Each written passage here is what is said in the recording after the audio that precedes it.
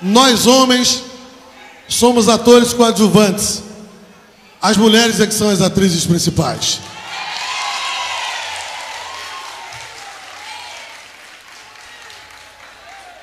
A todas elas presentes e futuras, essa canção que virou um hino na nossa vida. Carinhosamente.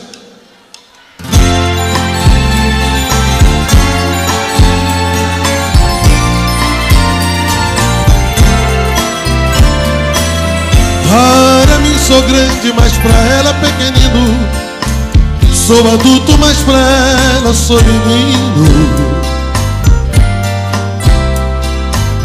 Quando olha pra mim seus olhos brilham, um amor feito de sonho, de alegria e de esperança.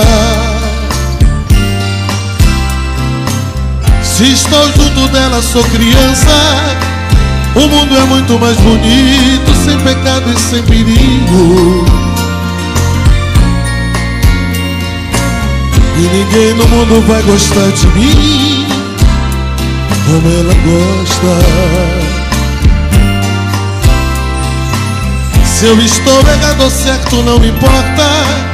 Na alegria ou na tristeza ela está sempre comigo.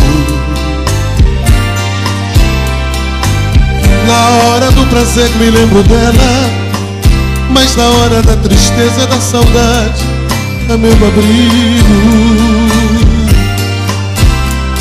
Por mim ela não mede sacrifício. Pode parecer difícil que alguém ame desse jeito. Acontece que ela é a minha mãe, e mãe sempre assim.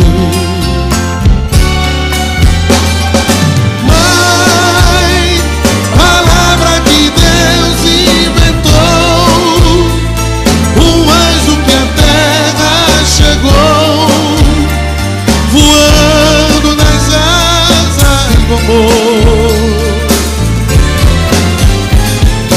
Mãe, palavra mais doce que o mel, talvez um pedaço do céu que Deus transformou em mulher.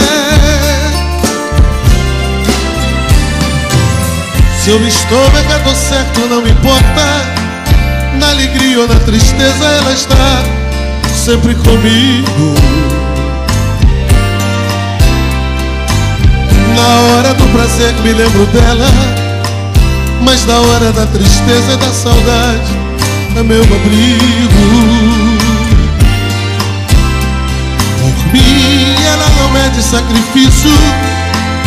Pode parecer difícil que alguém ame desse jeito.